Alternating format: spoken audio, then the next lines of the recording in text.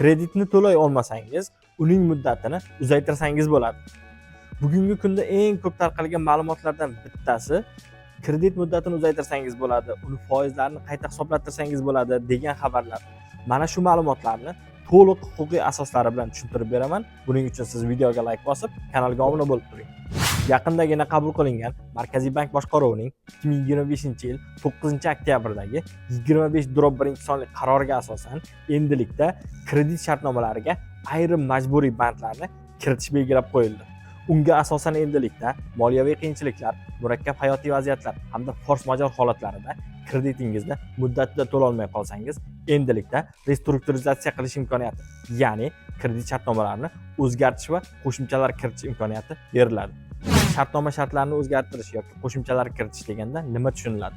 Bunda siz kredit muddatlarini uzaytirishingiz, foizlarni qayta hisoblattirishingiz yokida muddati o'tgan qarzdorlikka nisbatan qo'llanilgan jarima va pensiyalarni bekor qildirishingiz mumkin bo'ladi.